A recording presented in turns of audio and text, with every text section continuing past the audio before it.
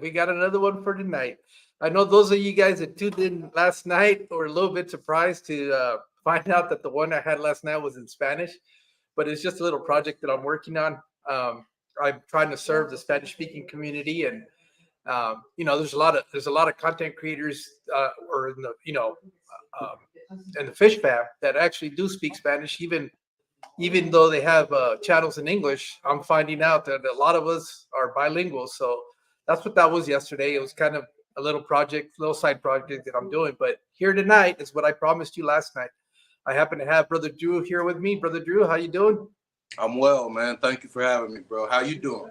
Good, good. I'm excited to have you on. I mean, I was really looking forward to having you on as a guest. I've been following you for a little bit. For those of you that have not seen Brother Drew before, Brother Drew has a bigger presence in Instagram. He's recently made the transition over to YouTube. And if you haven't been following him, I suggest you do. He has a very original take on his channel and what he's doing there. There's a lot of interesting stuff that he's doing, and we'll get into that in a little bit. But I just wanted to welcome you here and then to thank you for being here with us, Drew. Yeah, man. Thank you for having me, big bro. I appreciate you, man.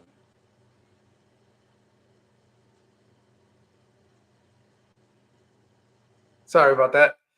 Oh, No, we're good. asking me a question. Good. Oh, good. So yeah, What's no, up I. with everyone in the chat? Hope y'all all right. I can't see the chat, but I'm Oh, here. you can't see it there on StreamYard. If you go to comments, you should probably be able to see it. Let me see.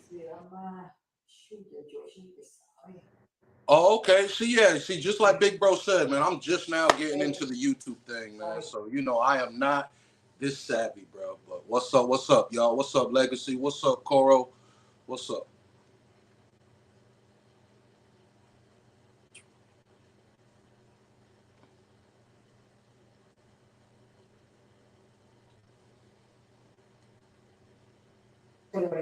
Sorry about that. My wife just got back from work and she was asking me a couple of things.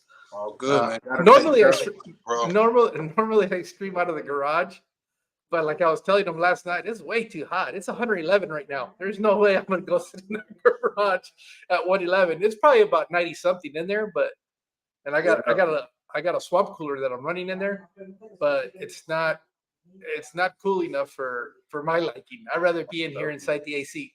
For real, bro. It's hot down here in Florida, man. I'm just like, bro, it's hot, bro. How far down in Florida are you? Are you I'm in northern, Palm Beach middle? County, so Oh, I'm okay. above Miami. Okay. Yeah, So you're out there by Berto. yeah. Oh, Not too nice. far. Not too far. Yep. No wonder you guys are always doing videos together and stuff like that. That's nice. Oh yeah, Berto. Oh, Berto. Yeah. Yeah. We Garcia like 20 minutes Aquatics. away, bro. Yeah, yeah. That's my bro, man. Shout out to Garcia Aquatics, man. Yeah. He was.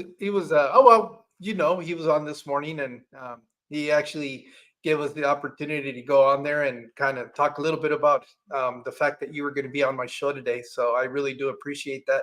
Alberto has always been a big supporter of mine, and not just me. It just I think the entire community, and he's doing his thing. Yeah, So that's just you his can't character, man. you can't hate on that, No, man. and I you tell gotta you, love it. yeah, you love it, bro. I'm telling you because, like, man, like I said in almost every video on the subject of fish stuff, man. Like, Berto really kept me in the hobby, man. Like, there was days where I'm like, bro, I don't want to talk about fish. Berto would be like, hey, man, guess what? I was just like, well, he bring me all in. I'm like, all right, well, we talking about fish. So getting back to what I was saying about, I know on Instagram. How long have you been on Instagram? Um, I'm gonna say now, probably like seriously, maybe like almost 3 years. Okay, so you've been on there for quite a while now. Yeah, yeah. And then it's how long have you started migrating over to YouTube and putting content on YouTube? It seems like it's relatively new. I could be wrong though. Yeah. It's relatively new, bro. So when I first got into the hobby, I was like, all right, you know what? I'm gonna do the content creator thing. I'm gonna do the YouTube thing. So I got a couple of old videos of like a tank build and like a beta. But a couple of brothers in the hobby are really kind of like nudging me towards, the YouTube side of things.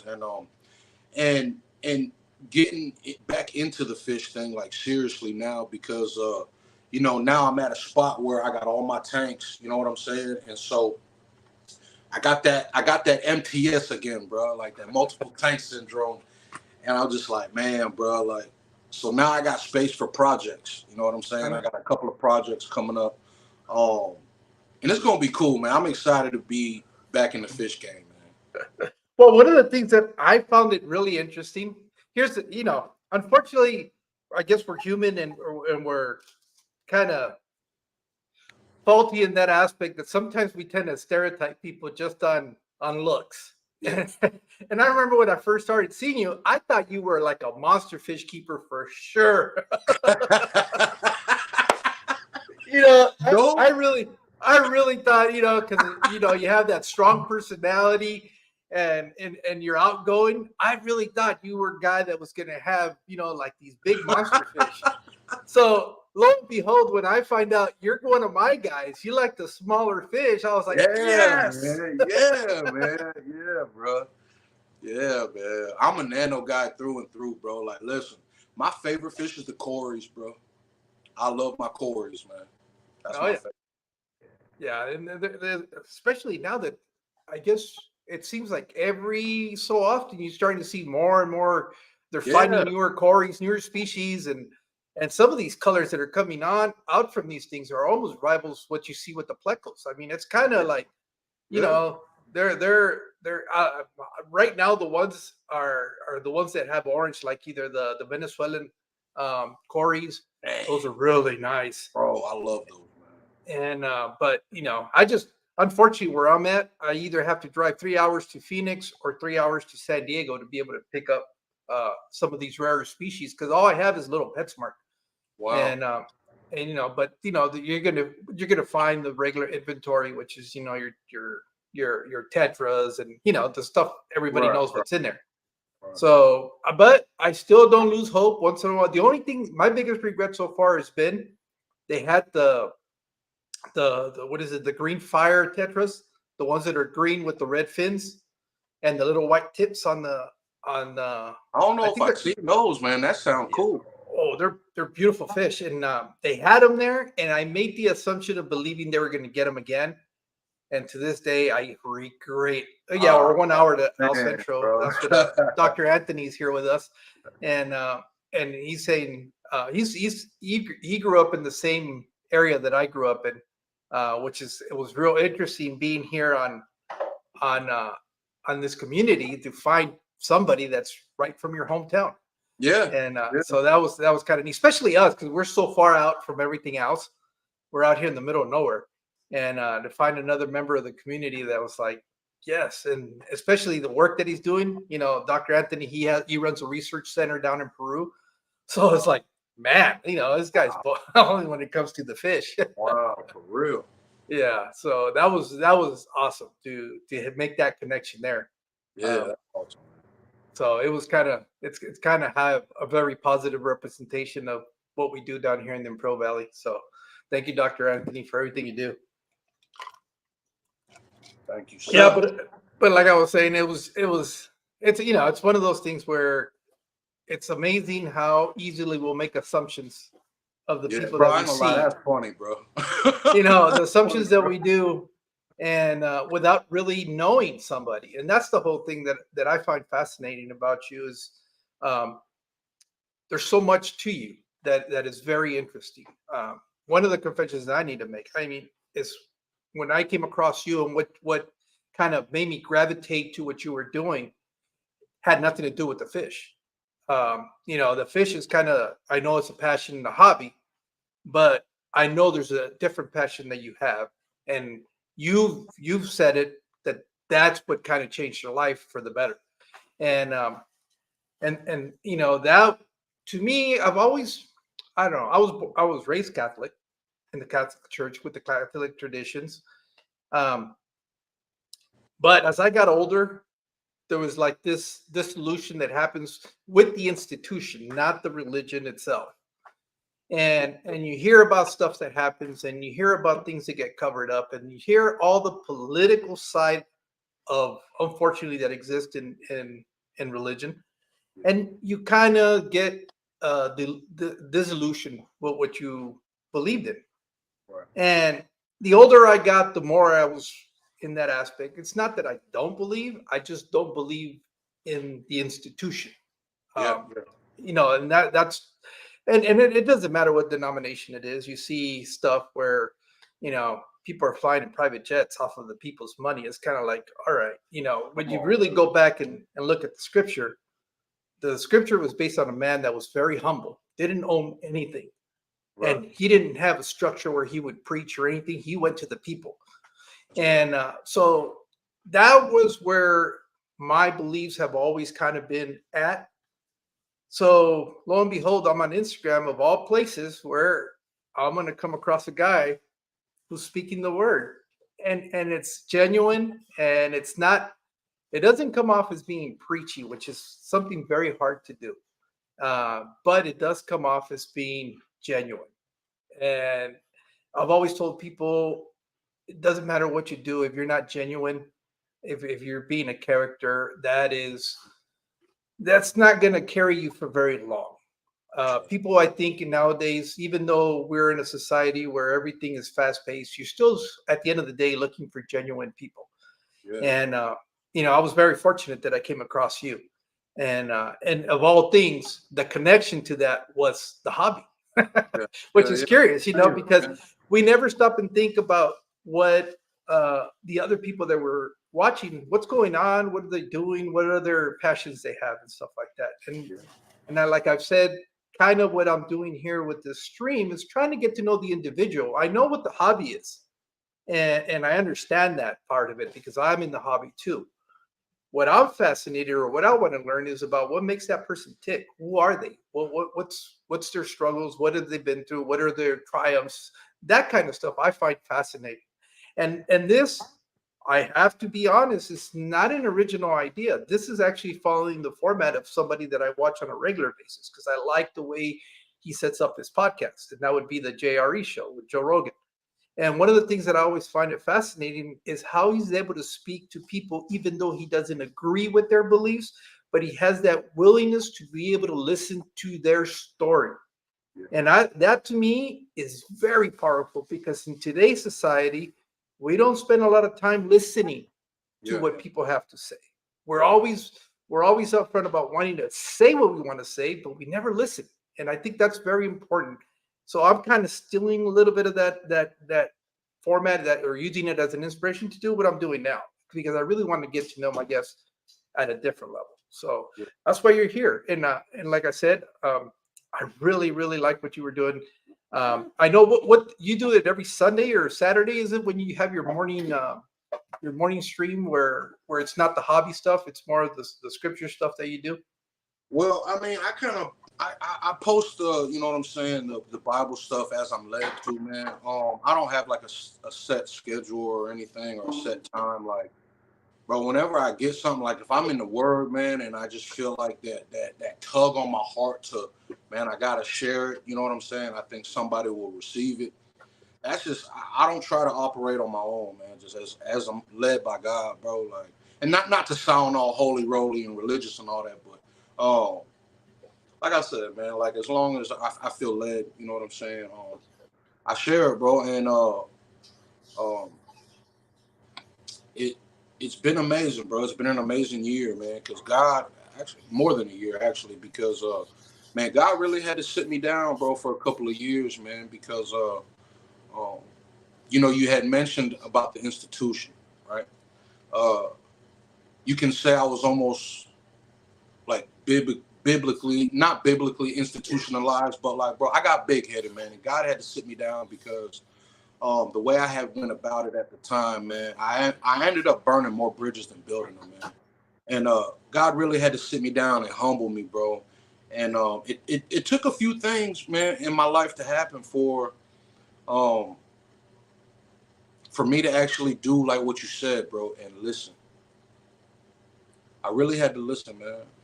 And you know, like I said earlier, bro, you know, now that I'm back in a place with my teams, because this is also, you know, for some of us therapeutic. And man, just really learning, bro, to like really listen, man. Like, take time, slow down. Like, I don't have to give all the answers. I don't have to fire off everything, man. Like, just, and we know that in front of these tanks, man, it's like things slow down. Chill, bro. You know what I'm saying? And learned a lot, bro, in these last, I'm gonna say, like 2 years, bro. Learned a lot, man. So how long you been tanking? I mean, has that been something that's always been part of your life, or is it a on and off kind of thing? Tanking? Mm-hmm.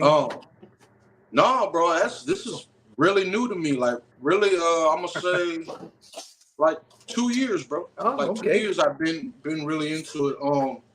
It started off, we was in this little tiny apartment. We tried the dog, but it wasn't fair to the dog, man, to be in an apartment. You know what I'm saying? So my son was like, Dad, can I have a fish? And I was like, we could do a fish. So, got him the half gallon, you know what I'm saying, with the beta, with the red rocks and the little gator head and some plastic plants. Well, I'm gonna say maybe 2, 3 betas later, I'm like, dang, man, like, why these fish keep getting sick? So I wound up doing my research, and I'm like, man, where do betas come from? And, what's their natural habitat and all this other stuff, man? And all of a sudden, I'm like, yo, they got aquatic plants, like substrate with nutrients in it. Like, I was like, bro, I got this all wrong. So, man, bro, like, it really just like sparked something in me about the natural side of things. And it's funny. My buddy of mine, he seen my tanks. He got into the hobby, but like, he's got all fake stuff. And so, like, he's like, bro, how come my fish keep dying? I'm like, bro, I'm gonna be honest, bro. I don't know what it's like to chemical a tank that doesn't have real plants and substrate and bio media. And I'm like, bro, I don't know how to keep a tank like that running, bro. I'm like, you wanna something that's gonna last, that worked for me? It's gonna cost you a couple $100. Get you some good substrate, some live plants, some driftwood, man, and you straight. Not everyone's like that, so I don't know. I know this stuff works for me, so Go to your bed. Hold on. Ah! Hold on. I got my dog in here and he's running around rampant. Go to your bed, Toby. Check the comments real quick. Yeah, no. The other thing that I was wanting to know a little bit about is what I always found interesting. Like I said, I recently started. Sorry about that. Let me reconnect all my stuff because the dog just yanked everything out of the wall. All right. He gets all excited because he just came in the house, Yeah, and he wants me to pay attention to him, but he doesn't understand that I'm on a podcast. But he wants the attention that he always gets. So he's kind of wondering what's going on. What did I do? Like I said, I'm on the opposite of you as far. Well, not really, because I started, I don't know, about a year and a half ago now, where I started putting content. I've been messing around with YouTube, watching videos and all that stuff almost since day one. I've had an account, but it wasn't until I came back into the hobby. I was gone for several years. I had stuff as a teenager for a few years, and then just got busy with other interests and was no longer keeping up with the fish stuff and just went away from it. I never really even gave it a second thought after I left. Yeah. And it wasn't until I finally got an office job, because I've always worked outside and I've always worked with my hands. But as I've been successfully been able to move up and move up, I finally got into a situation where I could sit at a desk and have a computer there. And sometimes I would go in there and play music, and as a side, just distraction for noise while you're working. Well, I don't know. For as much as I'm trying to jar my memory, I can remember how I started falling into the rabbit hole again with aquariums. But what I do remember, that it was through Aquarium Co-op. It was one of his videos. I don't know what it was.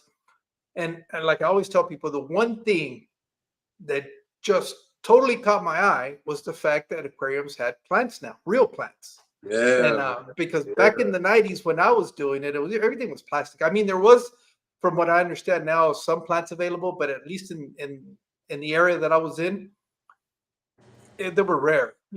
Most of the stuff was all the plastic and the colored gravel. I remember I thought it was real slick because I had black and blue gravel. You know, I thought I was real cool because I had two types of gravels and some plastic plants to match. So that's what even made it worse. I think they were like blue and black. I don't know, but I thought I was slick. Yeah. And but so when I start all of a sudden seeing something about aquariums, I can't even remember how the hell it popped up on my feed, but it did. I start, first I start seeing some of those, and then obviously the more you dig into it, the algorithm figures out that you're looking at aquariums. Next thing I know, I'm looking at those the aquascape competitions, and I'm looking at these tanks that look like a just a landscape, but inside an aquarium, and that stuff started fascinating me, and I started getting more interest, and I started trying to figure out what was going on. And like you, I find out that you have live plants, you have soils out there that are specially designed to be able to grow these plants. And then reality hits because you start looking at some of the prices for this stuff and you go, oh, hell no. I know that's right. I said, no. This is not going to get approval from the finance department at home. Yeah, bro. Yeah, man. So what's the next obvious step? Is you start finding out that there's DIY stuff. And you're going, oh, wait a minute. I'm pretty handy with my hands and I can figure some of this stuff out. So you start going in a different direction in that other side of the hobby. And of course, if you start going in that direction, who are you going to come across? The king of DIY. That's, man. So I started watching a lot of his videos, started learning for everything. I would just sit there for hours watching stuff that I wasn't even going to use, but how to build a sump filter, how to build all these filters that he was doing, even how to build an aquarium, where at that point I wasn't even gonna. The thought of me going back into the hobby had not really settled in, but I found it all interesting how different hobbying was in today's time when compared to when I was growing up. Because when I was growing up, the internet was relatively new. You could go into what were they called? Vlog groups or something. And it was, once in a while people could upload a picture and stuff like that. But they're like chat rooms. That's what it was. Kind of like what Discord is nowadays. Line, bro. Yeah. Yeah. I used to have to wait and hear the modem load up, the AOL. Hear the dial-up, and you would be, it's dialing, is it dialing? But a lot of the young kids don't even know about that stuff. Yeah. But that was kind of what at the time when I was keeping fish. So you would find some of these websites, but the websites back then are nothing like they are today. I remember down there, if you wanted to download a picture of something you saw on the internet, it would take you hours for it to download and be able to see the picture. Where nowadays, if it takes you more than a fraction of a second, you're all frustrated, which makes no sense. For real, bro. So but like I said, so that kind of led me back slowly into the hobby, and I always tell people that it was serendipity because I was at work. I'm looking at the computer, and the thought again in one of these live streams I heard that Petco would put on $1 per gallon sale. I didn't even know this stuff existed. So, I get online and I see, because we had a Petco in El Centro, which is, relatively close from where I live. And I look at it and it's like, oh yeah, they're having it here too. So I start going in there and I'm looking at one of my coworkers walks right behind me. Hey, Peplin. And he looks, he goes, oh, you're looking at fish tanks? I go, yeah. He goes, oh, you have tanks? I said, no, I'm thinking about doing it, but I'm just kind of checking out some prices. I don't know if I'm going to get it. He goes, do you want one? And I was like, what? Yeah, well, sure. I didn't even ask what size or anything. And he goes, well, I got one that my wife told me to get rid of. See, I guess he had bought it for his kids, the typical story. The kids lost interest in it, and then it just kind of got neglected, and, the fish died or whatever. And now it's just taking up space in the garage. And I guess the wife had been telling him that to do something with it. So it just happened to be right place, right time, that one of those situations. So I thought I was just getting a little tank. Well, I show up there. It's a nice 20-gallon tank with a really nice stand. You could tell they spent some money on this equipment. And he gave me everything I needed to start off with. They had a lid, a light, a hang on the back filter, and on top of that, he gave me a 10-gallon tank that he had. I don't know why he had it. I think something about some turtles or something. And so I ended up with 2 tanks right off the bat. So I was like, oh, cool. So, I started doing a little bit more research because now I want to get into starting up aquariums. But so that's how all that goes down to where I'm at present day. But I already spoke too much. We're supposed to be talking about you. Given to me when I first got in the hobby. Yeah. I posted a 10-gallon tank with a beta in it. And there was some friends I had grew up with. And they hit me up. They were like, hey, man, I got 2 30-gallons, man. I'm moving. You want them? I'm like, shoot, I'll be right there, man. So, bro, that's the cool thing about the hobby, man, is, man, people are always like, hey, man, I got this left over here, bro. Take it. Oh, yeah. Yeah. And, it's like I always joke around and say the people's in my community misfortune are always my gains because they're always looking to, find somebody that'll take it off their hands. And, I always usually have an opportunity to do it. And I've been very fortunate in that. As a matter of fact, this big ass aquarium behind me, that was actually given to me. And I went to go pick that up and walked away with, I don't know, it was like 8 or 10 tanks. I actually had a video that I did on it at the very beginning where I couldn't believe it because I went and that was a cold call out of the blues because I was, there's a couple of local Facebook groups here in where I live. And once I started, getting a little bit more serious about tanking, well, I became part of the community there. And periodically, I would post a picture here and there. And I think I had uploaded some pictures of when I was building my first rack. It was one of those cinder blocks with 2x4s. Nothing. Yeah. It's. I think we all kind of start there at one point. Yeah. So that was like my very. It's still up and running now until to this day. That rack. It's. I built many others, but that one's still, yeah. See what I'm saying? And again, that was a aquarium co-op tutorial that I watched, and I said, oh, I could do that. That's not. Yeah. I did it actually by the letter. Everything he said he did, that's exactly what I went and got. And it was real simple. Threw it up in I think in an hour or so. Just just buying the stuff, bringing it home, and unloading it and setting it up. And so. I posted a couple of pictures of that, and then like a couple of weeks later, one of the guys in the group says, "Hey, are you interested in a tank?" And I didn't even ask. That's one of the things I never ask. I get all excited because they say a free tank, and I go, "Yeah, sure." He goes, "Well, can you come and get it?" And I said, "Sure. Send me the address." So I roll up in there, and he sent me a picture of it. But you know how it is when you just get a single tank in a picture; it's always misleading. You can't really appreciate, especially if there's nothing to compare it to. You can't get a full sense of how big it is. And I didn't ask how many gallons. So I looked at it.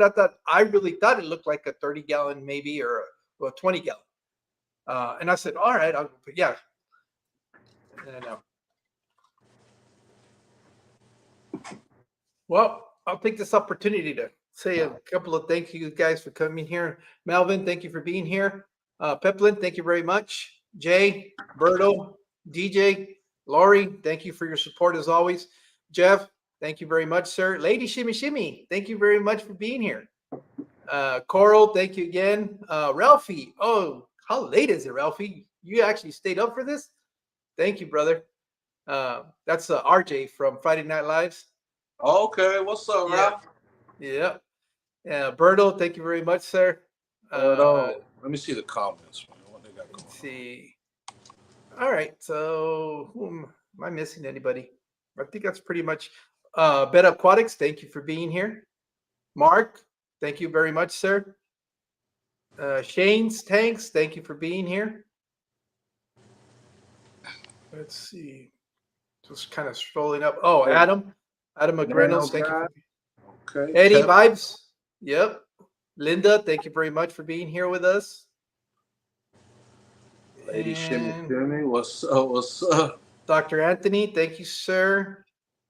Thank you, Doc. And I think that's the top All right. I think oh no, shoot. Oh, David, gracias por estar aquí, David. That's one of the guys. Oh, Skip. Thank you, Skip. Thanks for being here, brother. 3G, thank you, sir. Misa, thank you very much. I know she said she was probably going to be popping in and out, but Jimmy P was the very first one here. Thank you, Jimmy. He said he was here and got a good seat. So I don't think there's any bad seats when you're streaming because you're from your house. Unless you're sitting in the garage like me, then it's a bad. That would be a bad seat. But getting back to, I guess just like I said, I went in there unexpectedly to pick up a tank, and I ended up walking with several tanks. That's just kind of a long story short, and that had kind of been the majority of my tanks. Like I always say, I think I've only paid for like 3 tanks total that I have. The very first one that I told you about, and the guy was giving it to me, but I really, which as much stuff as he was giving me, I gave him $20, which was nothing. Yeah, compared to all the equipment and stuff that he gave me. So it was just kind of like, thank you, man. Because he was like, he said, you're doing me a favor by taking it. I said, no, you're doing me a favor because all of this would have cost me 3 times as much as that. Oh yeah. And, you know, so you know, it was one of those things where, but that's just kind of how I've been able to piece all of that together. But how many tanks do you have currently up and running? Currently up and running, I just have 3. So I got the 30-gallon tall, which is my community tank, which is this one here. And then this one over here is my species only tank. I just got panda cories in there and they breeding like crazy. I would show y'all the black water tank, but my wife in there sleep. She's getting ready for night shift. So No. But yeah, I got the 10-gallon black water scape over there. And then so like I said about projects coming, this 30-gallon tall, I'm gonna redo this one, and then I'm gonna redo the black water. Because some of y'all that have been rocking with me from the beginning knows, man, I got like a beef with snails, bro. Like I do not like snails, and they kind of been taking over, bro. So the 30-gallon tall is gonna be redone, and then the black water is gonna be redone. What do you have in that tank? The 30-gallon. The tall, I got, so this one I got rummy nose tetras, red eye tetras, black phantom tetras. I got bandit cories. I got a CW7 cory. What else I got in there? Blue eyed lemon pleco. I got clown plecos. Hold on, I'm gonna see if I can show y'all some of these baby bandit cories, man. Check this out, bro. Little tiny guys. How do I turn this thing around? You got to go to the settings. Where's settings? At the bottom of the screen, if you know, kind of like you see the double image where we're at, and you work your eyes down, and you'll see a little icon bar. Gotcha. And one of them will say mute, stop cam, and then the third one should be settings. It's got a little gear on it. Okay. All right. Let me see. That works. There you go. There you are. All right. Let me see. So I got some little bandit cories back there, man. Some juvies, man. Little guys. They look pretty big. Yeah. Little dude.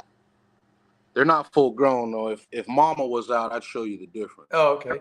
But yeah, man. So the reason I was asking is because I guess there's different ways you can go about managing your snails. Do you really want to get rid of all of them, or you just want to control the population?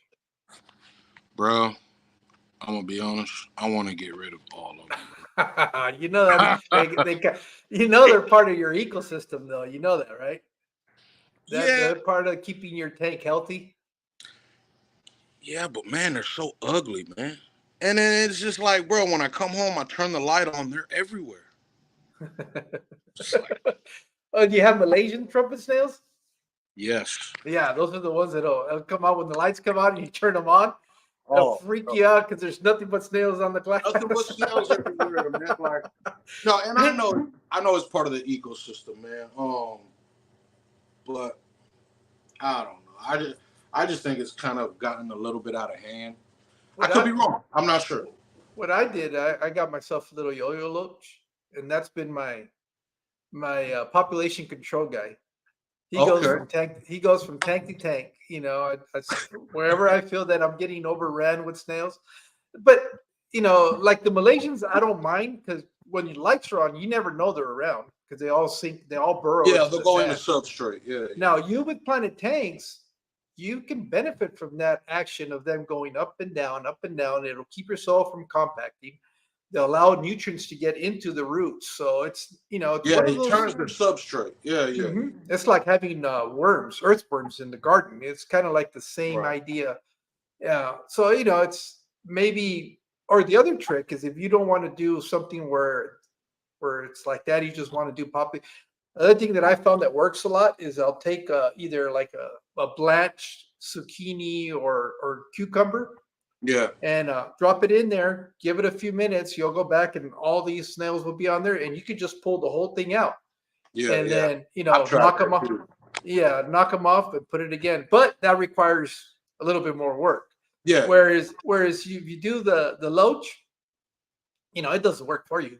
I mean, yeah. he'll go You ham said and a yo-yo loach? yeah, or any of those. There's like a botia loach or Yeah, because I got two uh coolie zebra loaches. loaches Oh in yeah, this.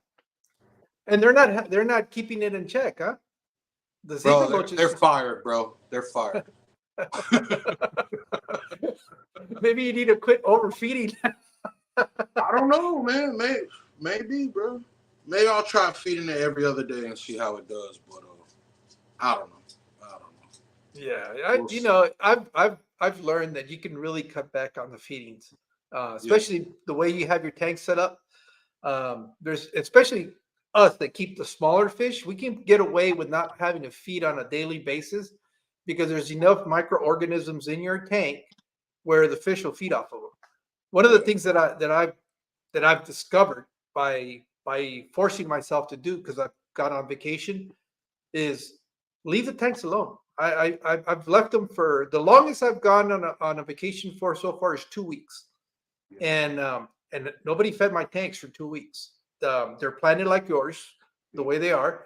And one of the things that I was so surprised is how crystal clear the water got because you're not introducing all that extra food and stuff in there. Yeah, yeah. That it just really balanced itself out, and it's just you come back and you're going, really?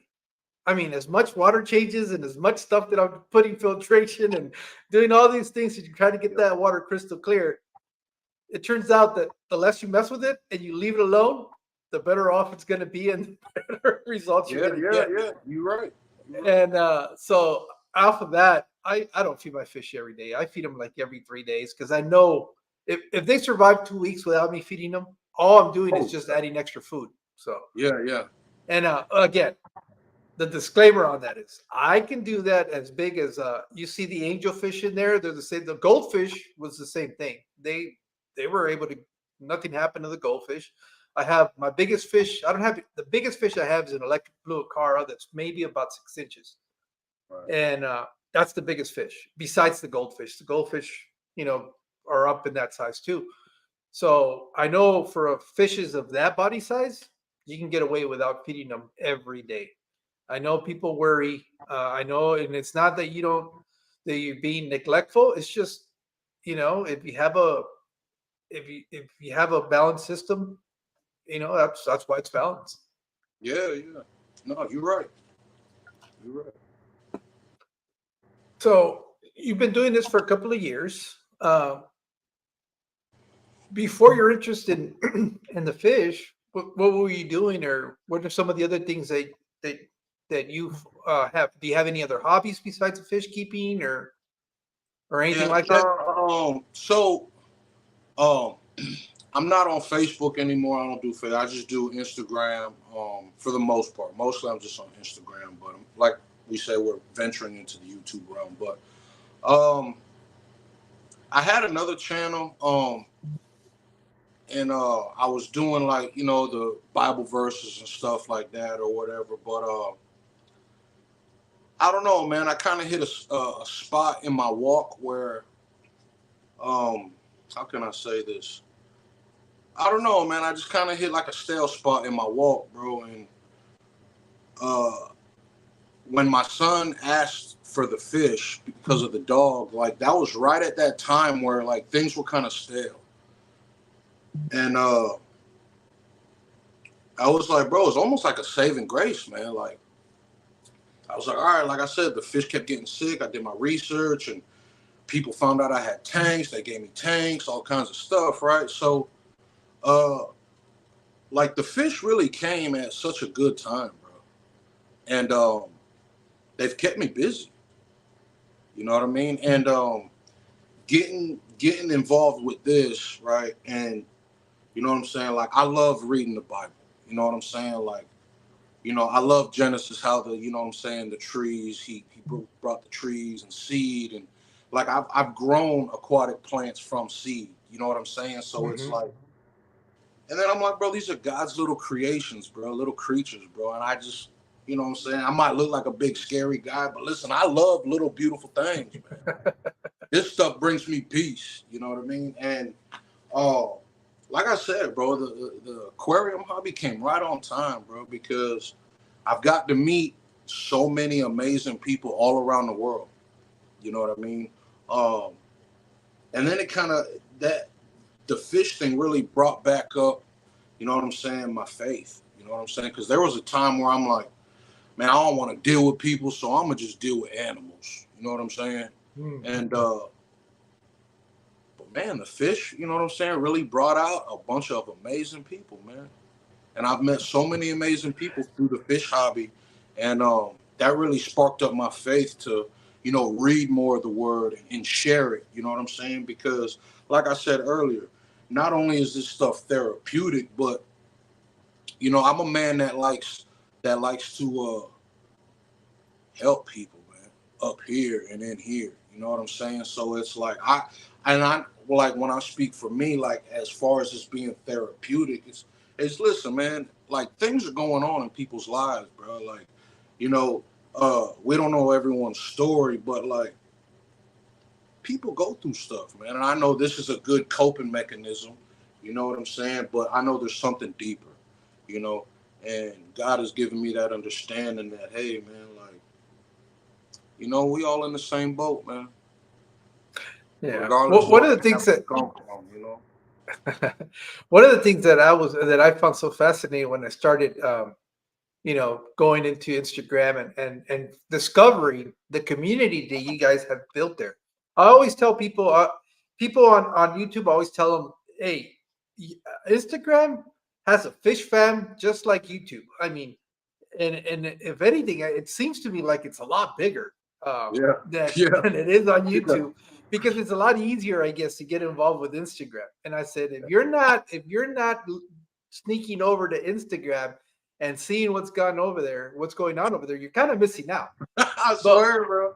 Yeah, and but one of the things that I thought was so neat and so cool was seeing a bunch of you young guys who decided to come together and created a little like friendship group, yeah, which is Aquarius United, or what is it? A United yeah. Aquarius? Unitas Aquarius Club, man. There UAC. you go. Yeah. Tell me a little bit about that. I've always been curious. I know I've talked to Gordon about it a little bit, just asked some questions, but always seems to point me into your direction as being Yeah. the leader of the group. Yeah, man. Well, so how it started, bro. Um, he's not on social media no more. But my boy Ron, man, he had a group called OnlyFins, right? And so he was a beta guy. So we used to just post all kinds of betas, right? And you know, we was rocking OnlyFins, and some, you know, that kind of went south or whatever. So it was like, man, we got a group of guys, bro, and it's like, you know, that's homeboys thing. So like, you know, you take that, that's you. But it was just cool because it's like, yo, man, we got me in South Florida, you got Gordon Aquarium Talk TV in Canada, my boy the Fish Den Omar in Australia. It's crazy, man. People from California, all over the states, like Like, bro, we're all really united, bro, when it comes to this fish stuff, man.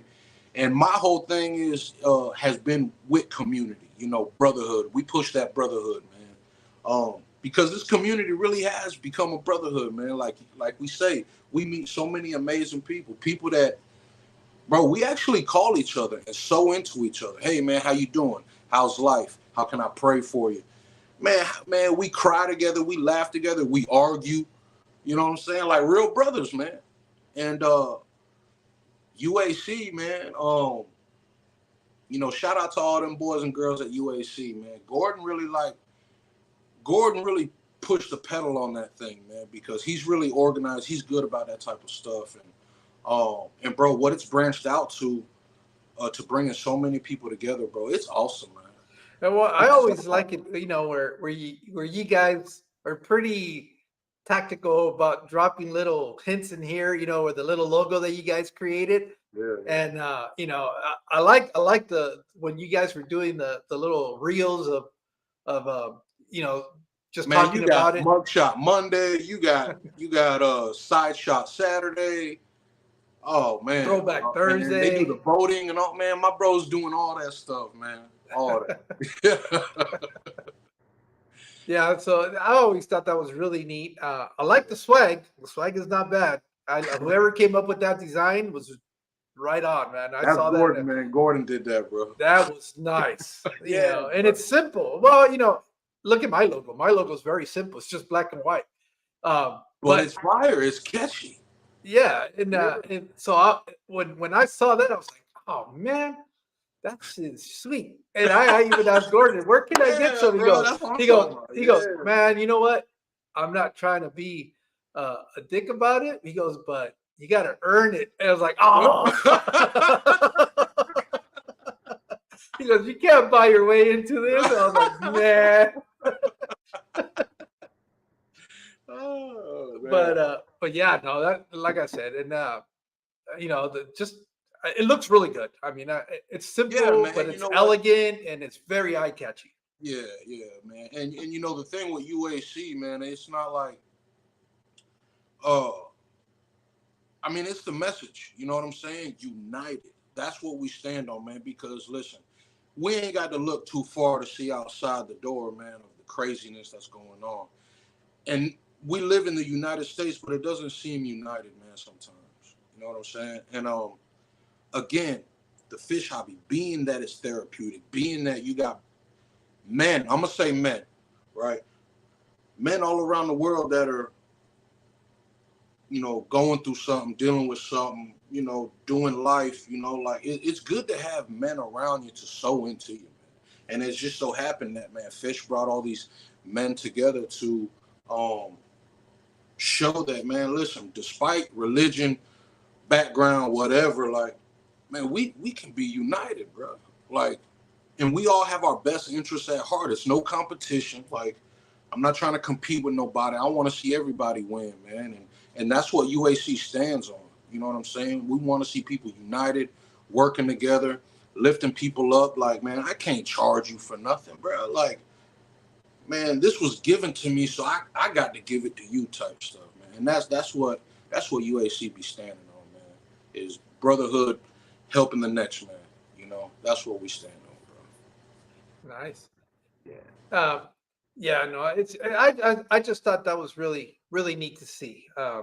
You know, uh, it's amazing that the community overall is very supportive. It doesn't matter whether you're on YouTube or you're on Instagram. One of the things that I do find is a lot of support from most people. It's like everything else, you know. Right. We're part of society, and in society, you're going to have different sorts of people. But for the most part, um, everybody's very welcoming. Everybody's very supportive of each other. A perfect example is all the people that are here with us tonight. I mean, Yeah. um, very few of them have I've had the privilege of really meeting, but yet without them really knowing who I am and what I stand for, they're willing to be here and support me. Yeah. So it's just one of those things where it's so fascinating, and it does humble you to realize, look, you really have to be, um, I guess, not what's the word that I'm looking for? It's just you. It's amazing how much people want to share with you, and Yeah. that's just, that to me, like I said, it's interesting. I mean, I don't know what to say sometimes. Sometimes it's a little Yeah. bit embarrassing to see that many people supporting you because you do this because you enjoy it.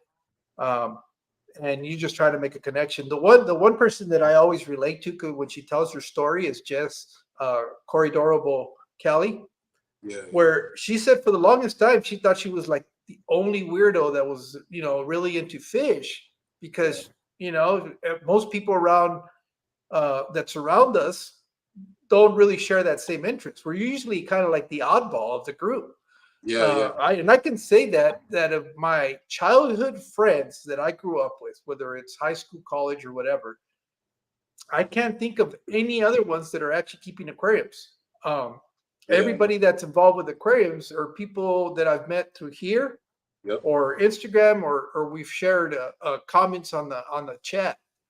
Yeah. Now that I've gotten more involved, I've had the opportunity to go to some clubs. But like I said, me having to travel to go to a club, it's going to be a 3 hour drive whether I drive east or west, Right. and so it makes it a little bit harder to establish those relationships with those people at those fish clubs because sometimes they do happen once a month and everything has to align perfectly for me to be Yeah. able to go to one of those meetings.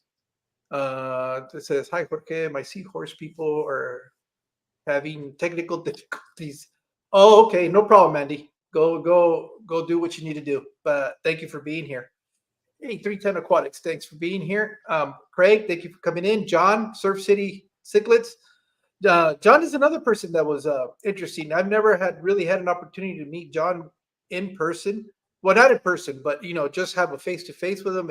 It wasn't until I was in Dr. Anthony's string I got to see him a couple of times, but we actually ended up exchanging communications through chats and I think even at one point some emails, or no, I think it was just messaging. But it's I'm always fascinated with some of the, I guess, their relationships. I don't know if they're necessarily like friendships because that's a whole different level.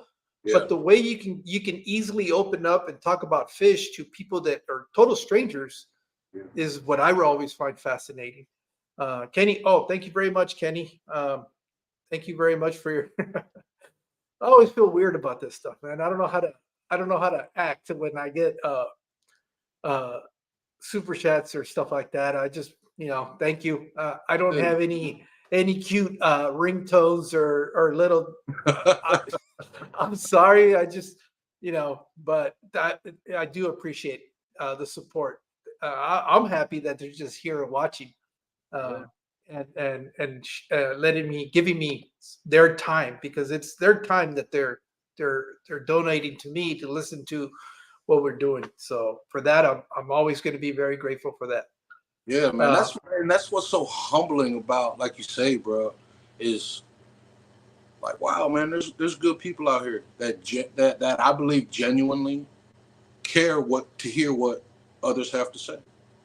You know what I'm saying? And that's what I love about it, man. and one of the things that I have noticed that you know I like I said and I don't see that so much in those two groups here locally, um, on Facebook, but there's so much I guess hate, or I don't know if hate's the right word, but a lot of condescending comments, a lot of people hiding behind anonymity to say some real cruel things to people that are just seeking out advice.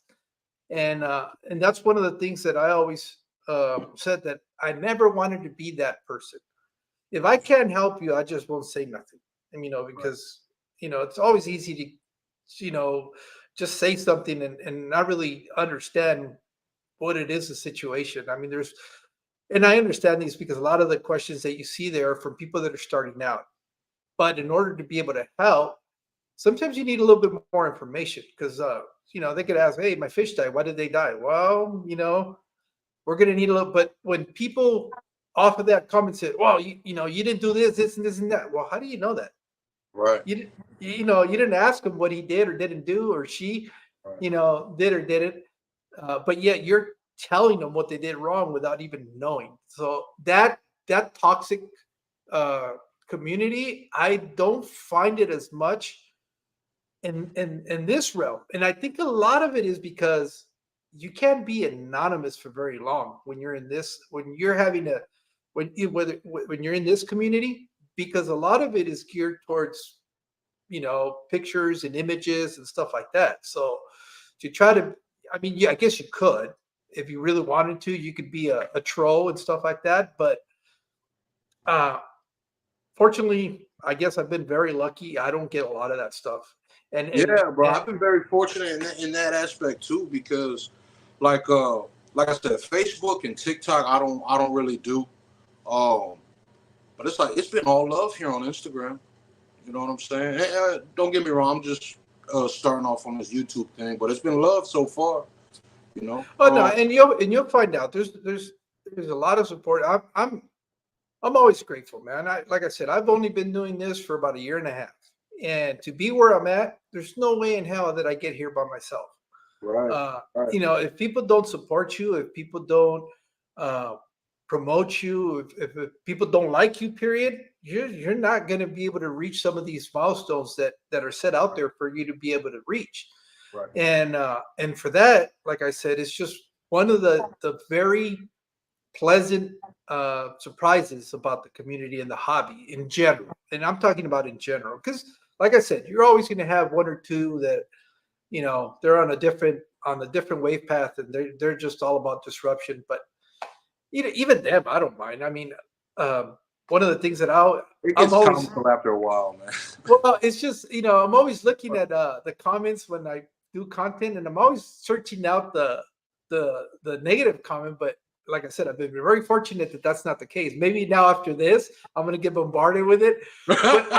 But I actually like it, because the best way to combat a troll is not argue with them.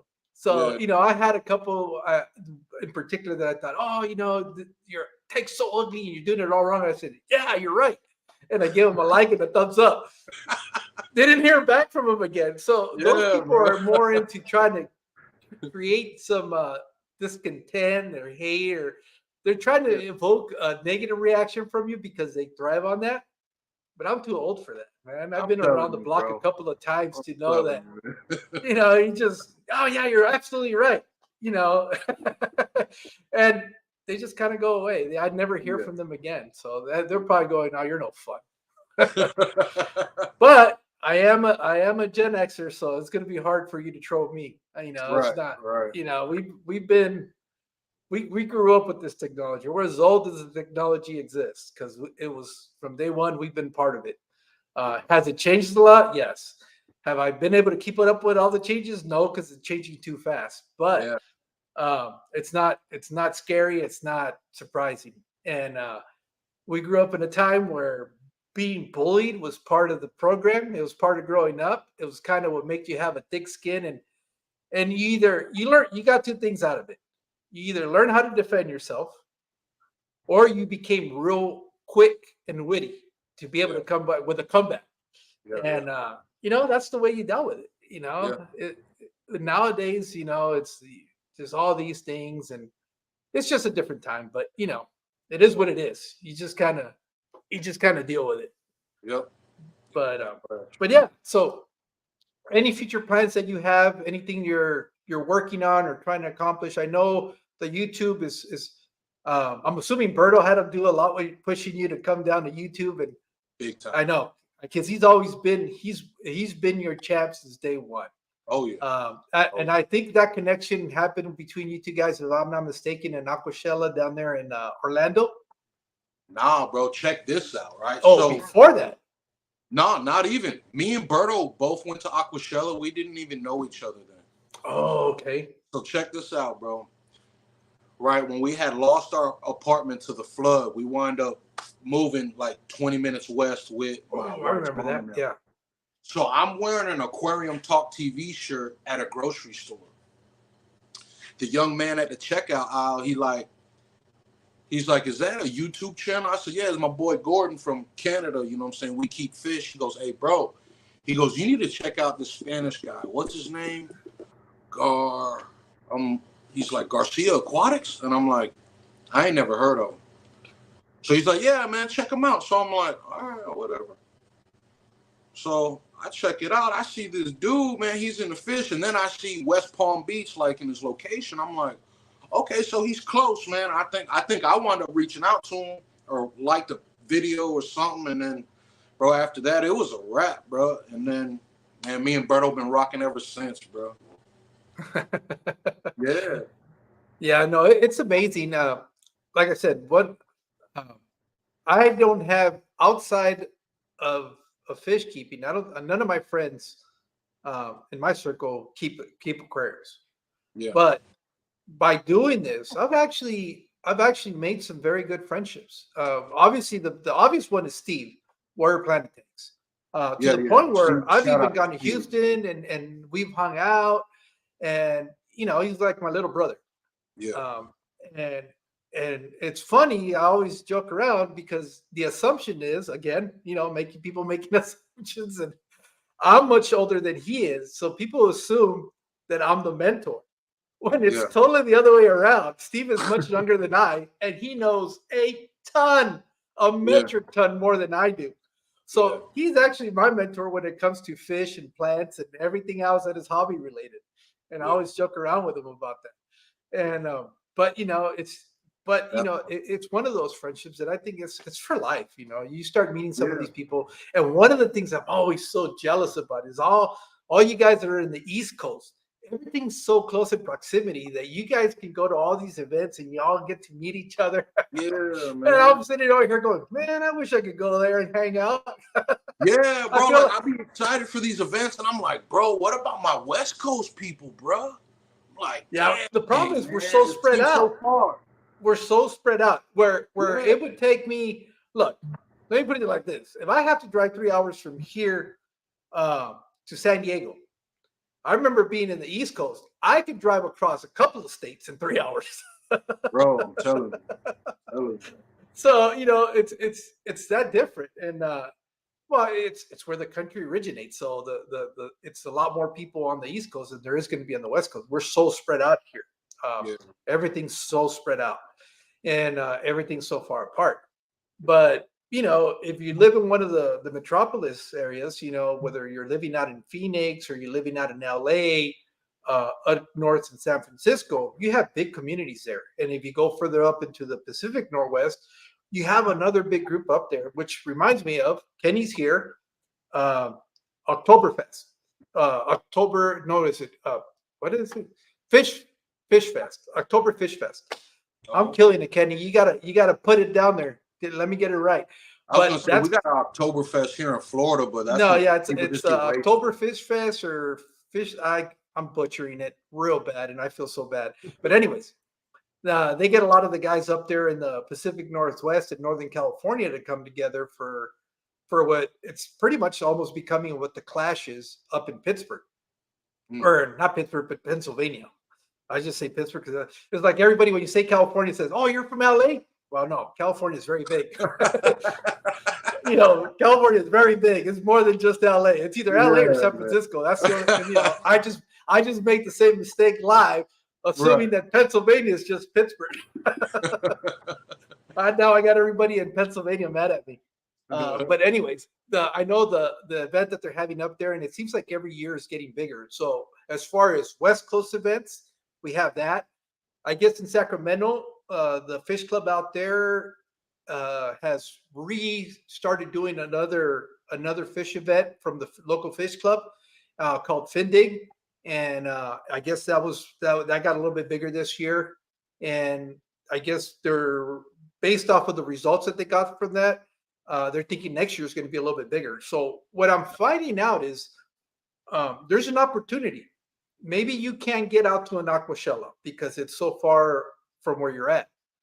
But that doesn't mean you still can't connect with people from the community at some of these local events. And what I like about them is for a while there, maybe a couple of years ago, a lot of that information wasn't being published or it wasn't out there.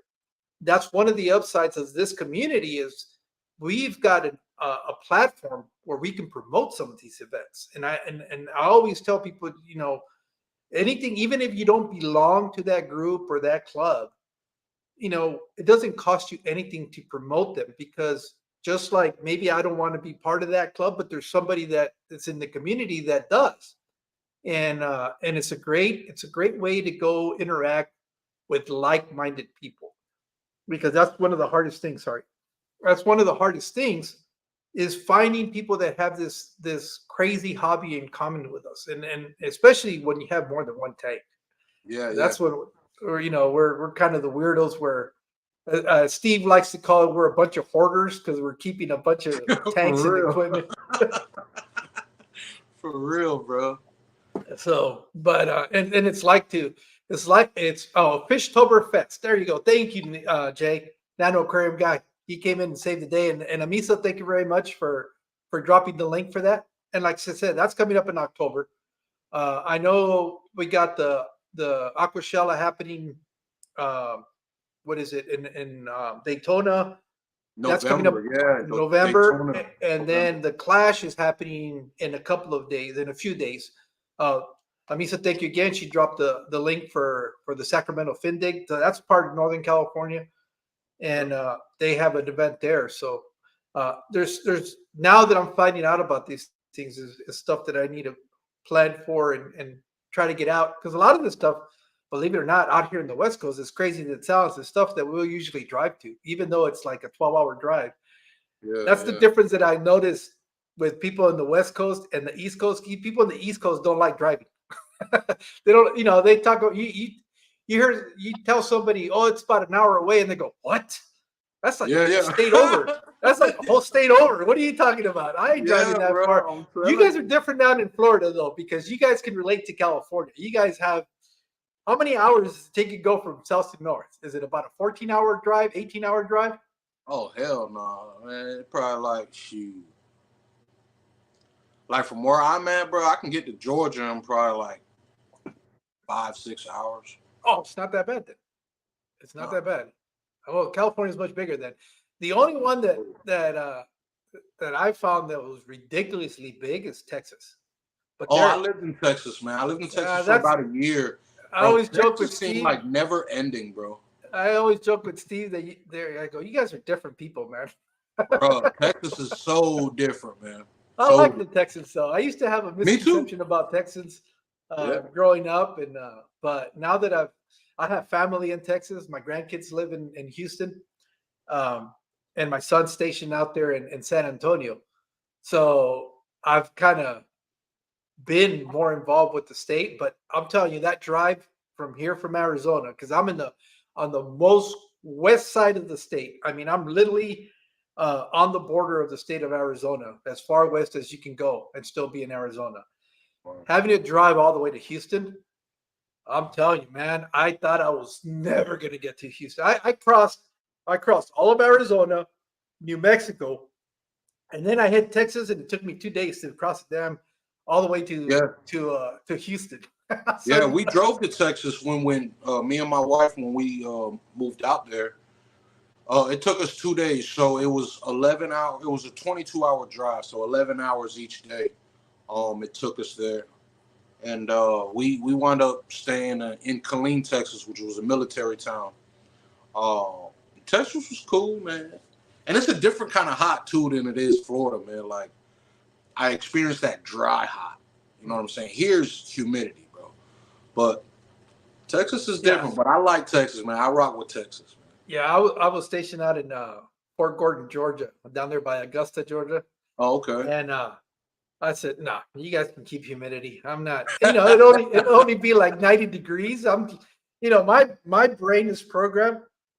90 degrees is a nice spring afternoon. Bro, ain't that crazy? But you go to Georgia with the humidity, and it's like 90 degrees, 98% humidity. You're out there with a dead respirator trying to breathe in the air because it's so thick. I felt like I was drowning. Yeah, I was like, man, and the biggest shock was you jump in the shower, you take a shower, you feel nice and fresh because you're clean. you don't even get out of the bathroom and you're already drenched in sweat. It's like Sweat. you never dried yourself out. And the one thing that I, to this day, and I think I got PTSD from that is I can't stand when I'm asleep and the sweat is running down your neck to the back of your head.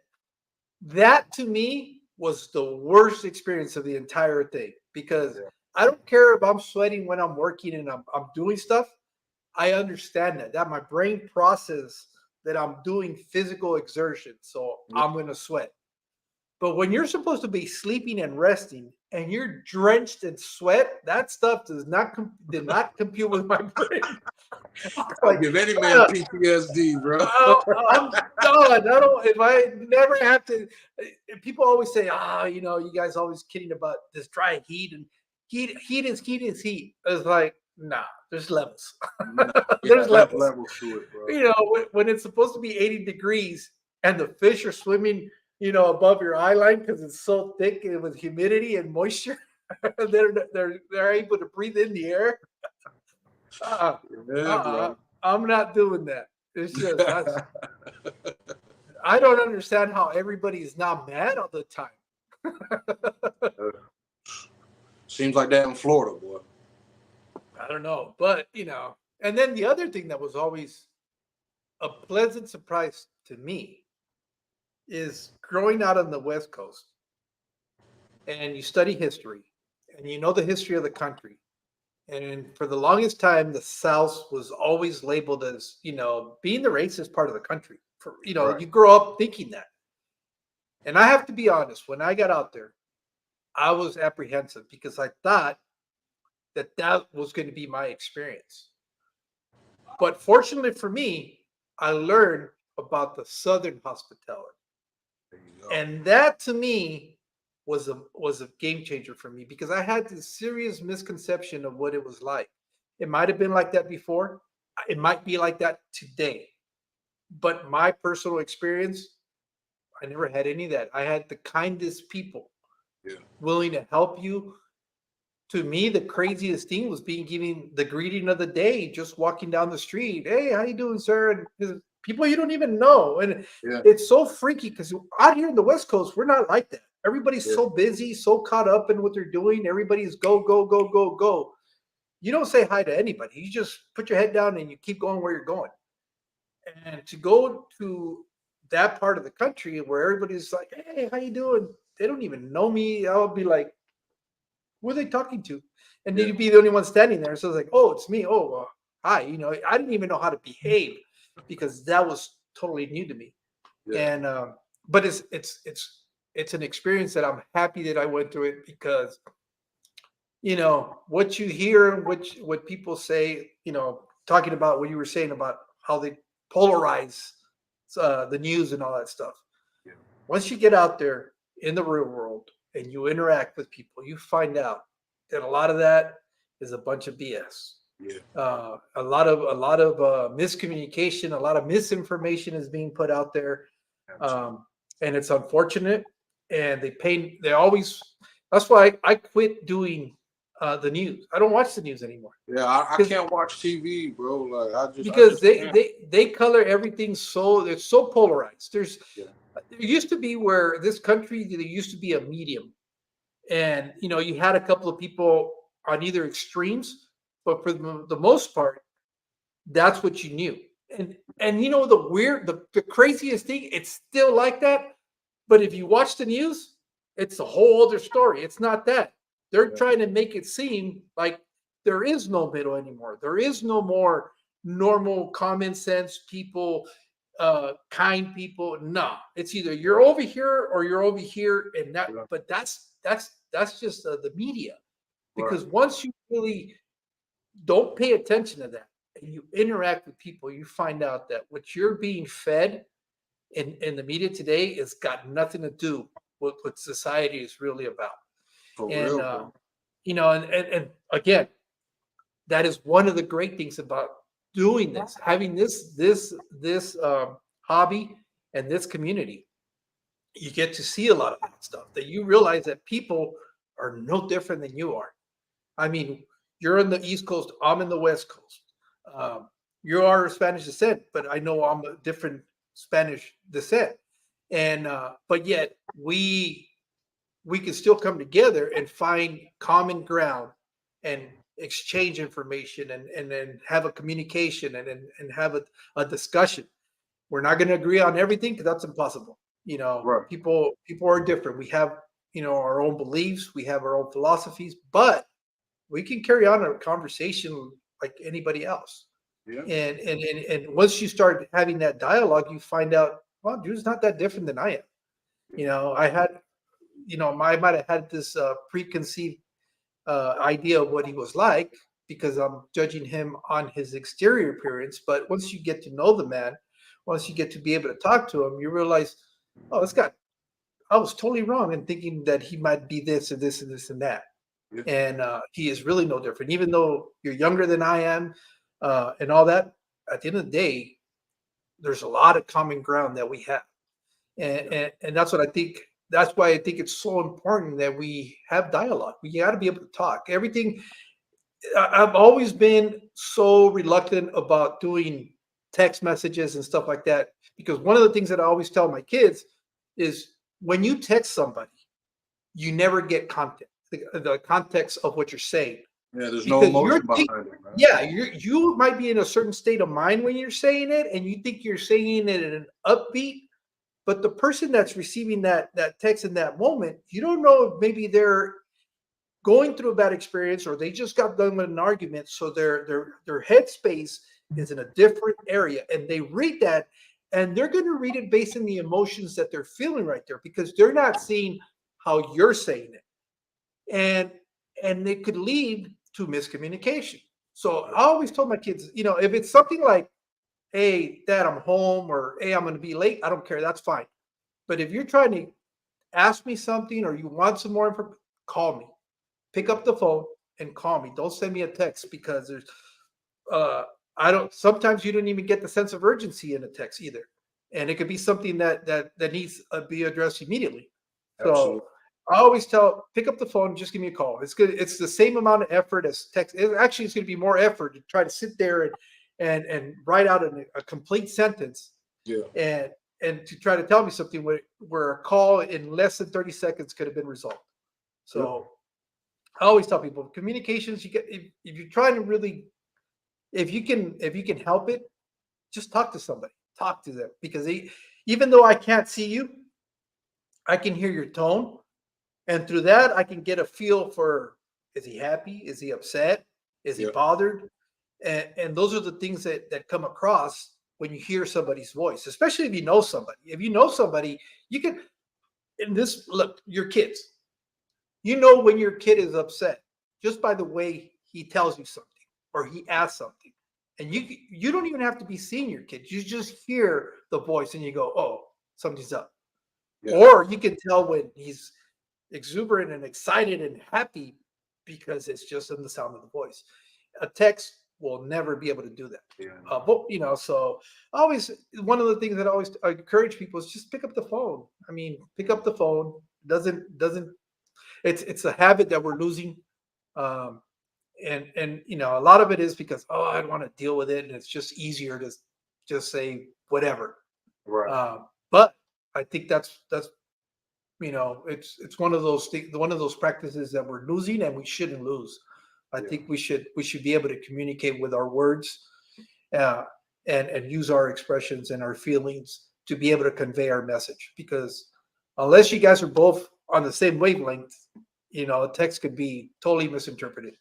Yeah, absolutely, man. It's cool that you say that because earlier today, man, before we got on this live, bro, me and this one gentleman, we were actually having a discussion on topics that we didn't agree on, right?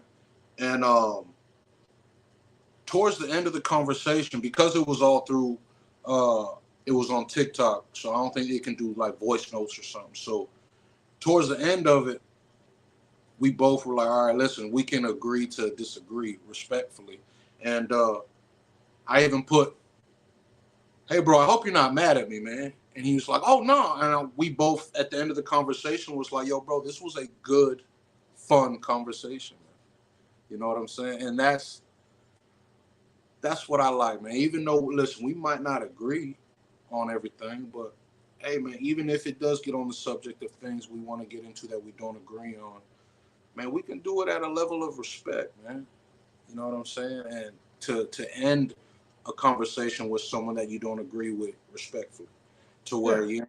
you ain't throwing verbal blows. You know what I'm saying? Well, and that's the whole thing. Even with Steve, I mean, I have a very good friendship with Steve, but there's a lot of stuff that me and him don't see eye to eye. But Right. it doesn't mean we can't be friends. I mean, he's got his own thoughts, his own beliefs system. I have mine.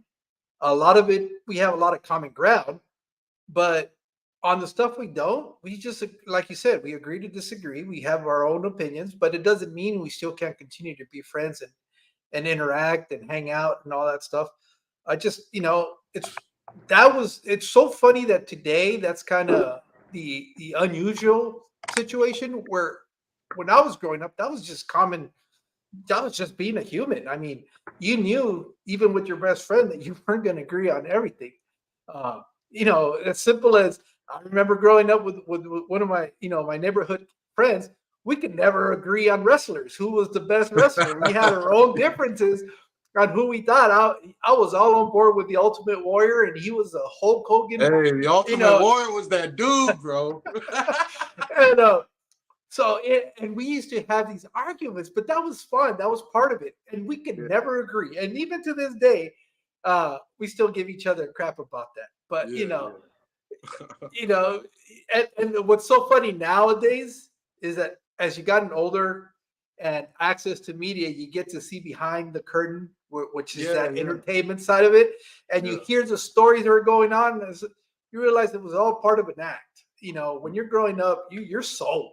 You're thinking this is legit. This is got that hate is real. Yeah, man. Yeah. And then you come and find out they're like best friends. It's like, oh man. And sometimes they're not. Sometimes the guys that are like the best friends really hate each other. And but it's crazy. But again, even growing up, we didn't. He was all into that. Sports was the same thing. I was all in baseball. He was all football. We kind of both did both sports, but the ones that I always said, because he was like, man, boring. Baseball is so boring because you got to go out there for 9 innings and there's nothing going on. We're in football, every play there's some action. I was like, yeah, I know, but it's harder to hit a baseball. That was always my argument. But it was just, and that's what I said. Growing up, it was normal. It was so normal not to agree on everything. It was fine. Hell, we couldn't even agree on cartoons. We each had our own different takes on which cartoons we thought, and we would sit there and argue for hours. No, that's why this He-Man is a big sissy because of this and that, and he was all Thundercats, and it's all these childhood arguments that we have. You didn't agree on everything, but that didn't mean that we couldn't be best friends. Yeah. Hell, even with trading cards, it's like, oh, you're so proud of the players you have, and oh yeah, he's a better player. Nah, it's just it was normal. That's what really. And today it doesn't seem like people take differences too well, and I don't know why. I mean, well, I kind of do know why, but that's why I chose. I need to get disconnect from that. Yeah. If I want to find out something that's news, I have my independent sources that I listen to. Yeah. And even then, it's not just one outlet. I cover different opinions from different everybody, and then after I hear all the information from all these other sources, then I can decide for myself what is it that the issue really is. Yeah, and but I know Steve will call me up. Hey, did you hear about this, or did you watch the news? It's like, dude, I told you I don't watch the news. Ever since I've disconnected from that, I'm much happier. Ain't it, bro? I'm telling you, man. I'm like, bro, that stuff is depressing, bro. Man, I was watching the news and I was scared all the time that the world was going to end tomorrow. I'm telling you, man, fear tactics, bro. Like, man, I can't do it, bro. It was all after that pandemic. Because if you were watching the news during the pandemic, you swore you were not going to live. Bro. You thought, next thing zombies are going to be running downtown, and it's the apocalypse. So I just said, what? If it is, it is. if it is, I ain't got time to be wasting watching this stuff. I need to get out and get busy. Yeah, So, man. And I it's just like, disconnected. And ever since then, I never really had to go back. yeah, And bro. I'll be like, yo, man, I've been at peace. I'm over here chilling, man. Like, I'm not worried about what going on, man. Oh, you got your head buried in the sand. Listen, I ain't got to look too far to see that there's crazy stuff going on, bro. Listen, but until it gets to my doorstep, you know, hey, I ain't yeah. worried about it, bro. You know. How are you on your time? I mean, I know it's kind of late where you're at. Are you No, it's good? what time is it? 9:30? Okay. Yeah, because I know you got to work in the morning too, right? Of course. Yeah. Of course. So I try to be pretty cognizant of the time because I know, especially because it's a weekday. If we're a weekend, most people get weekends off and stuff like Yeah, that. no, it's all good, man. Hey, listen, I'm having fun, man. Listen, like I said, I appreciate you having me on here, big bro. The pleasure's all mine, man. Really. I mean, like I said, I'm one of the things that I've enjoyed the most about doing what I'm doing is the opportunity to meet the people that I've met. Same here. Um, it's just that's the one thing that and Steve always gives me a hard time. He goes, "You're such a social butterfly. You're every," because I'm always saying, "Hey, dude, I just found this new channel and this." And this. I'm always, always uh, going out and trying to find more part of the community. And I've started interacting with people from Europe, from Australia, from Mexico, from South America. It's never ending. The more you look, the more you find. And Yeah. and it's always so interesting to watch. What always fascinates me is seeing the commonalities and the things that are doing different and the success they're having. Yeah. Because for a while there in this community, you were being preached that you could only do it in a certain way. And Yeah. I don't know why that became a thing. Yeah. Yeah. And Yeah. it really bothered me that you started seeing these camps where it's like it almost seemed like I was watching politics in our community because Yeah, or bro. either you're a fatherfish follower or you're a Kevin Novak follower or you're a so and so follower, and there was like these divisions that were going on, and I was like, what the hell is happening? And the reason I would trip out is because one of the things that I've learned from watching other people and listening to what they're doing is, man, you can do this. There is no right or wrong way. For real. If your fish are healthy and you're having success, that's the right way. Yeah. Straight You up, know, man. you, deep substrate, no substrate, plants, no plants, all this stuff. It doesn't matter. Yeah. If your No. fish are healthy and they're not dying off and they're thriving and you're having all this success, who gives a rat's ass how you're doing it? I don't care. Because Your not fish are not fine. not not every one tank or two, however the saying is the same, and it's not ever gonna be the same. And that's what, and it always, just when I think, oh, I got this figured out, I'll watch somebody from somewhere else. Or even here in our own community. Yeah. And I watch what they're doing and go, holy shit, they told me I couldn't do it that way. But yet they're pulling it off. They're successful. So that's why it's not to tell somebody, oh, you have to do it like this, like this, like this. Well, sorry, but no, that's not true. Um, there are certain criterias that need to happen to be able to have success, but they're not set in stone. Exactly. Everything has a way. Everything is, pardon the pun, so fluid that you're just gonna have different things going on all the time. Yeah. Yeah. It's just All we can really do is offer suggestions. Hey, man, try this. This works. If it don't, again, hey, try something else. oh You man, do your research. Corey Dorbo's here. We can't talk about her anymore. Oh, you ain't hear So what I said, did you? Just don't watch the replay. We were yeah, just don't talking please, about you, and please. I know we swore RJ to secrecy, so don't bother asking RJ what because he knows better than to tell you what we were saying about RJ, watch it, bro. you. Don't let her get it out of you. I don't care how much she threatens you. Be strong, brother. Be strong. I know that's right. That's No, funny. but like I said, I'm having a blast. I'm enjoying the fact that I'm interacting with like-minded people.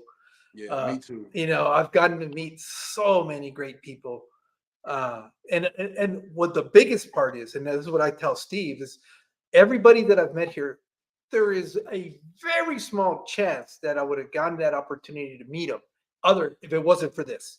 Right. I know definitely you and I would have probably have never crossed paths, and if we did, we would have never looked at each other's way because it would have been just at a passing moment. Yeah. And but because of this hobby, the commonality of the fish, Yeah. the advent of social media, giving us a place to be able to have a platform to be able to talk and dialogue and get to know people. That's what's really been a game changer for me as far as the hobby is concerned. It's gotten to a point now where it's made it that much more fun to be keeping fish because now I'm not the only weirdo keeping fish in the garage. I can For real, access bro. thousands of weirdos at a moment's notice that are doing either the same crazy or not crazier things. How many of us know somebody that their whole house has been Oh, bro. converted into an aquarium shop? My boy Berto, man. Listen. Yeah, When I walked into his crib, bro, he was just like, "Oh yeah, here, check this room out." So I'm like, "All right, wow, man, that's just the living room." He goes, "All right, hey, come back here, bro." That didn't count the office, the back room, and I'm just like, well, "Bro, I thought I was dedicated, bro. Nah, bro." I knew he It had was it weird. bad when Huh? his coffee table was a pond. That's how I knew that Berto had gone over the Oh, top. bro, he gave me The one that that he pawn, just, bro. yeah, the one that he just gave you. I said, Yeah, what are you doing, Bert? yeah, bro. Everything that can hold water is going to hold water in my house. He For wasn't real, joking bro. either. For real, And he ain't joking. He's and for real, bro. and what's so awesome about that is that Lady Shimmy Shimmy supports him. She enjoys his craziness when it comes to that, and that's that is hard to find. Oh, and you know what's so awesome, bro, is because I get to see it behind camera. Man, God bless her, bro. Me and Berto be sitting like we just did the Ultra Fresh video. Man, he got homegirl up out of bed. She was home chilling. And he's like, "Babe, I need you to, press play and all that." And she faithful with it, boy. And I just be like, "Man, God bless you for putting up with our fishy foolishness, bro." Well, she's And she's she starting to down with work. it, She's bro. starting to warm up to the idea, and I've always told Berto one of the things that I thought that they missed out on was when, and I know it's for time reason, but I always told Berto one of the things that we hadn't really seen in the community was to have a hobbyist go from day one, not knowing anything, Yeah, and being able to put content out as a very beginner, yeah, and to be able to watch that growth over time. I told Berto, dude, Lady Shimmy Shimmy is the perfect candidate to do that because she's going to be able to go to you for advice, yeah. but she's going to learn and put all her learning experience and growth on video, which is going to help for a lot of new coming hobbyists because she's going to be so relatable with somebody that is just learning and learning in front of the camera. I think that would be golden. That anybody that can pull that off, they're sitting on a little gold mine there when it comes to the being able to be relatable and be able to generate an audience because most of us we've waited until we have a little bit of experience under our belt before we decide to go, all right, let me make a Yeah, video yeah. about this. No, we're all too chicken to tell Mhm. people that we don't know what we're doing Yeah, and yeah, we want to learn and we're going to put it on camera. yeah. So but it's fine. It's human nature. But I thought that would have been a really good situation. But I know Lori's real busy, and Yeah, life takes precedence. Sometimes you got to put stuff. This is a hobby. At the end of the day, it's a hobby, yeah, and it can't be all consuming. I know some people have had success with this hobby and actually turned it into a business. yeah, Great for them. But there's also that glaring example out there. The King of DIY. He's been doing it for so many years, but he's gotten to a situation now where if this doesn't work, what's he gonna do? He's got all his eggs in one basket, yeah, and and the burnout is real. I mean, yeah, I haven't been doing this for very long, and there's times where I don't feel like doing anything. yeah. And so Absolutely, bro. I find it admirable that he can, continue to constantly be putting out stuff, Yeah, because there's times where you just don't want to do anything. You yeah, just want to enjoy your fish. There's a lot of times where I go out there with the intent that I'm going to do a video, but then I start messing around with my tanks and I get to enjoy my tanks. yeah. Then I go, I don't want to do a video. That's going to detract from what I'm enjoying, Right. which is originally why I'm keeping aquariums, is because I want to enjoy it. Yeah, So that's why a lot of the stuff. And then there's always that thing that is like, well, so and so already made a video about this, and they definitely did a lot better than I could ever do it. So why am I even going to bother doing it? Unless it's yeah, something, yeah. unless it's something where it's something that I'm doing for myself, a new project, then yeah, I'll share that. But Yeah. uh, that's why I'll be honest. This is me being very lazy, but it's also self-serving. I always tell people these interviews are self-serving because it's an opportunity for me to get to know you Yeah, or whoever my guest is. yeah, But it's also a caveat because I don't have to create content. This is the content that I am creating. I'm sharing it with somebody else, yeah, and and uh, and having this conversation and sharing it with people. But uh, that's kind of uh, my caveat to why I'm not really doing content. I'm kind of going, I think the live stream will fulfill some of that need, and I know yeah. that Hey shouldn't be the man, listen, case. I feel you, cause bro, that's kind of like that's how I feel. You know what I'm saying? Like yeah, the hobby, you know what I'm saying, did present all this stuff. You know what I'm saying? But like how we said, man, like I love getting to know people, man. You know what I'm saying? And like, bro, I really thank God for these platforms, bro, because like we both said, man, the conversations we have, the people that you never thought that you would talk to, man, like you can honestly say like some of these people are your friends, man, like for life, bro. Yeah, And I and you love can it, look, man. and I'm going to say this not just because she's here. Jesse, um, I came across her and one of the, algorithms start sending you stuff, and Yeah, I always go and click. I mean, once you become a content creator, you tend to appreciate to be able to. So it doesn't cost but a few moments of your time to go watch somebody's video, the work that they've put into it, yeah, and leave us like and subscribe if you like what they're doing. Subscribe and support them. That doesn't cost anything. nope, Um, and I know that YouTube gives you tutorials, and you're supposed to go out there and you're supposed to say do this and sign up. That's not me. I'm not that person. Um, I'll share whatever information or knowledge little that I have. I'll share it with you yeah, because it might help, it might not. Um, but I'm not gonna, if you want to support me, you support me. But I don't want it to feel like an obligation that you yeah, just because you watch something. Um, I'm not a salesman. I've never been a salesman. I've always been very bad at sales. That's not yeah. my personality. My wife, on the other hand, she's the best salesperson I've ever met, and I think that's part of the attraction that we have because we're on a lot of opposites. Yeah.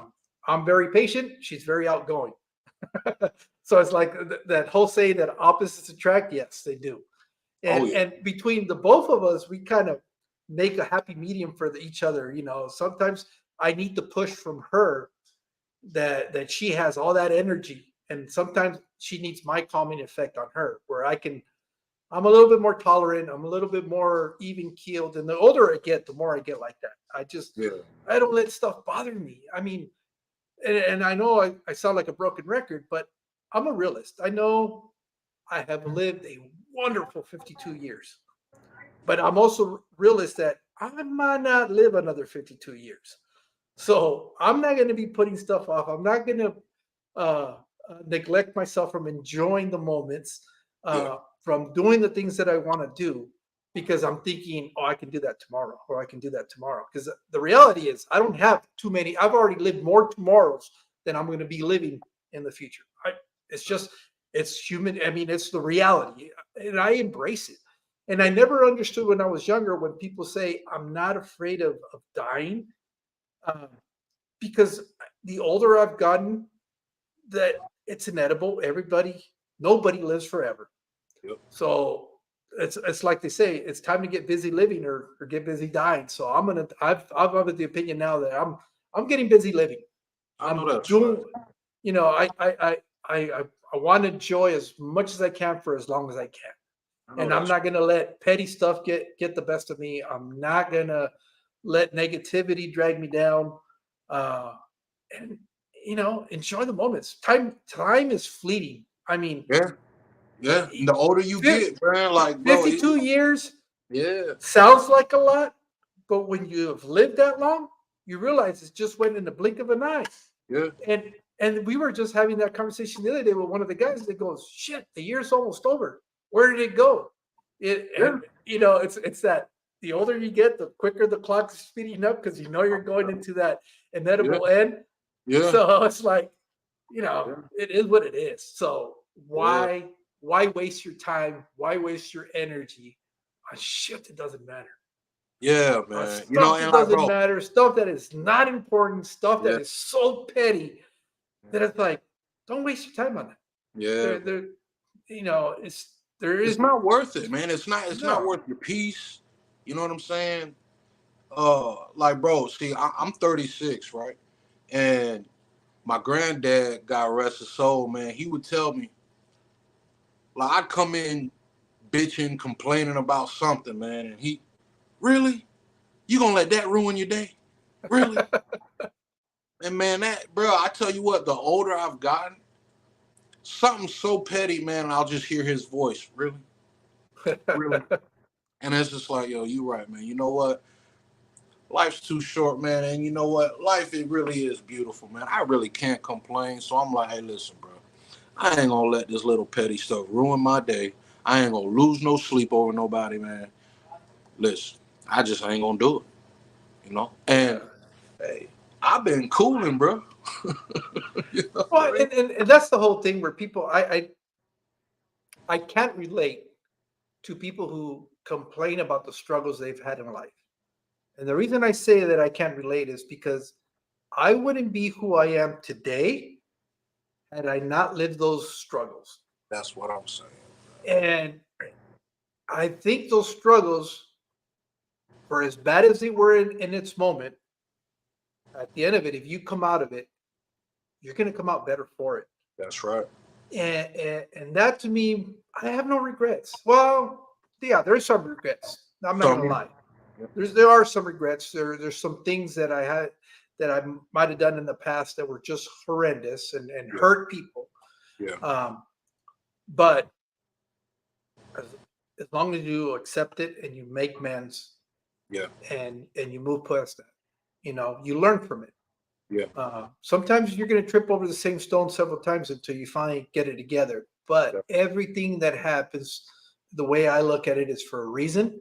That's right. And at the moment, it could have been the shittiest thing that could have happened to you. It's just, but it happened for a reason, and it always seems to happen for a reason. And again, this is Yeah, kind of going back to the whole faith thing. Um, I'm not stupid in not understanding that there's a greater power out there that's looking out for me. yeah. That's right. Because it always seems that no matter how far I trip, I don't, I'm always there's always something there to lift me up Yeah, and dust me off and say, all right, you fell, now it's time to get up. yeah, And every time I've gotten up, even though I stumbled back a few feet, I've been able to advance even more. yeah, And I've emotionally, I've gained growth. Um, and opportunities have also grown from the worst situations where you think there can't be anything worse that could happen. yeah, But yet you get to see that light at the end of the tunnel and you head that direction.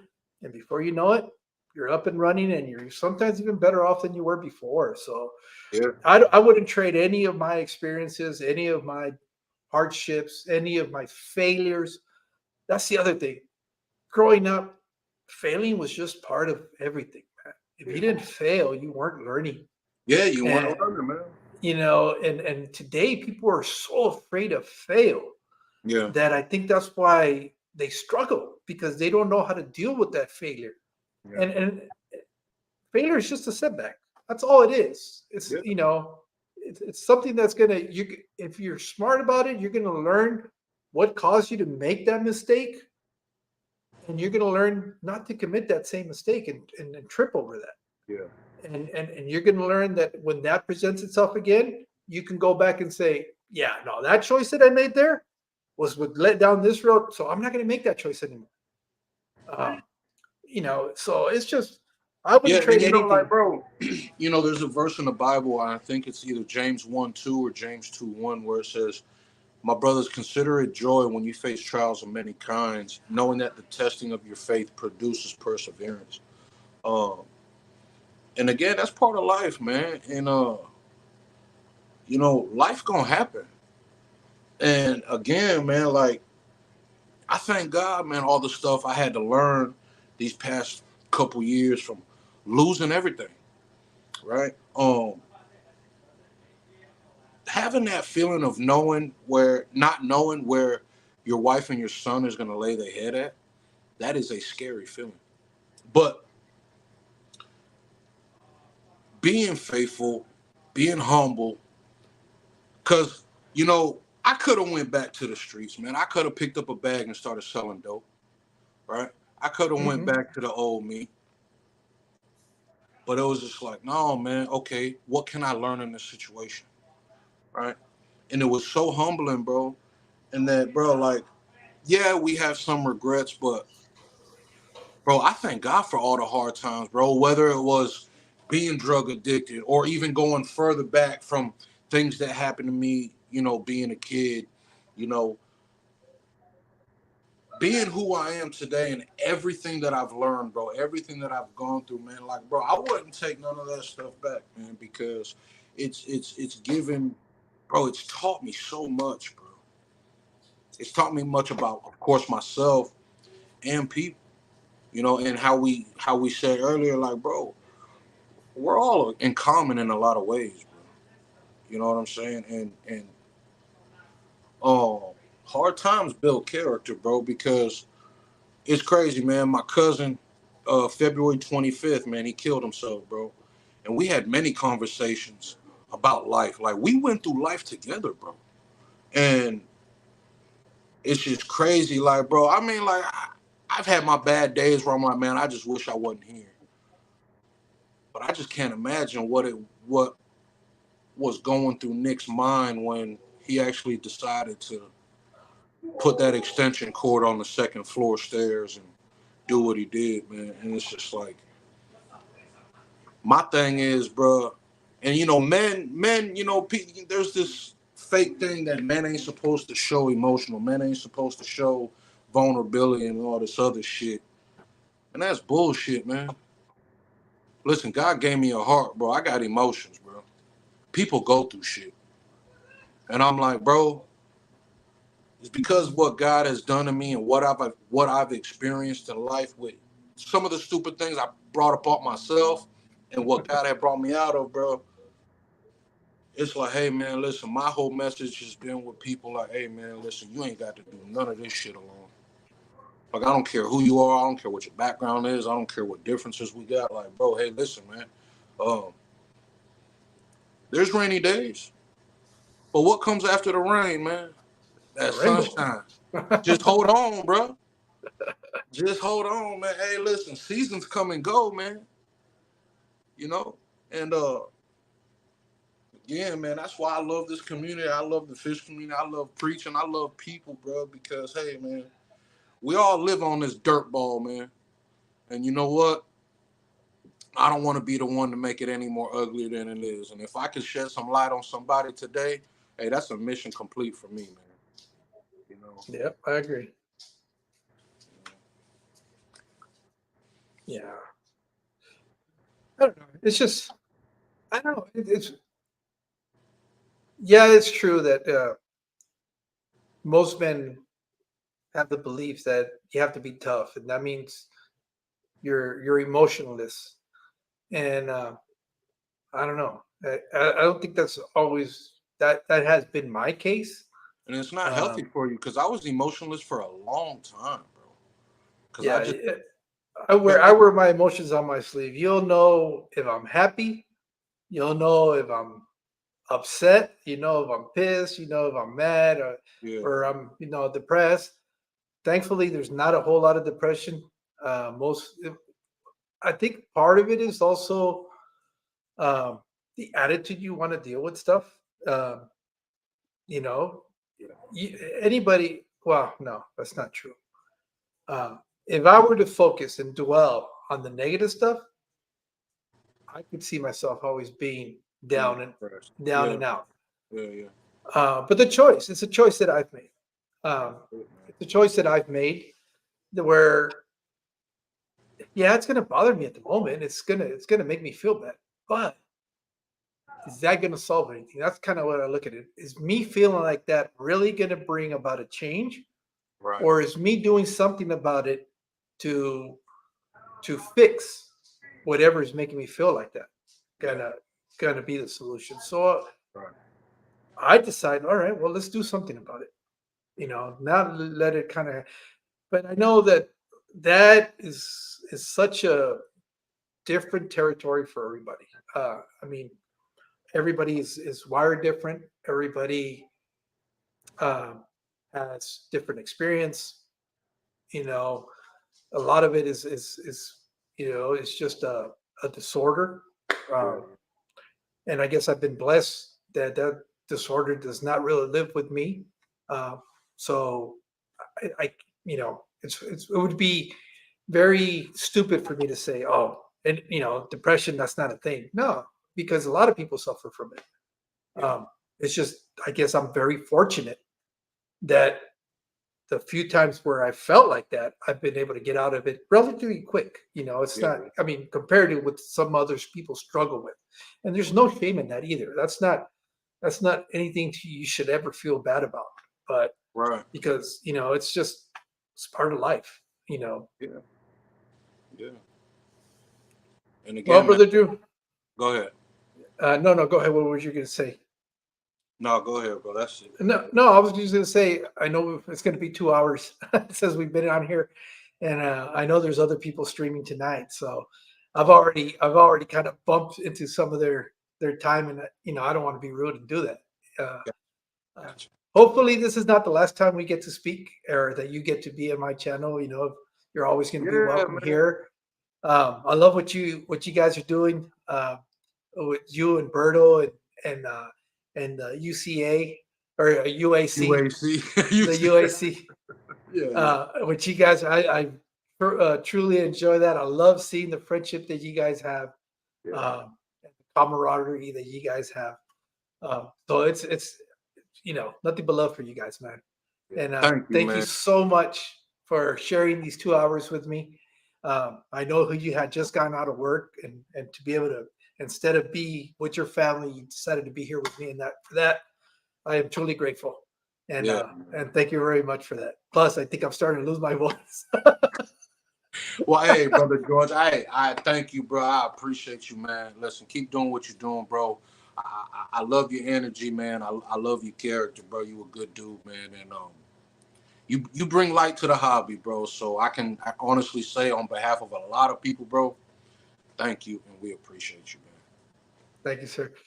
And everybody else that was here with us, thank you so much for your endless support. I'm just thrilled. I mean, it never ceases to amaze me that no matter, and I'm one of the craziest streamers because I don't have a fixed time.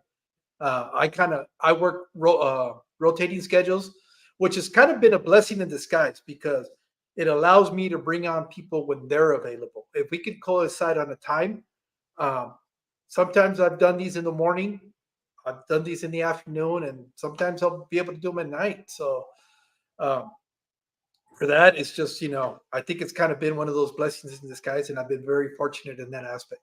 But thank you guys. I appreciate you guys being here with us. I know mine are kind of lengthy, but thank you. Thank you very much. Thank you. Bye-bye, guys. Later.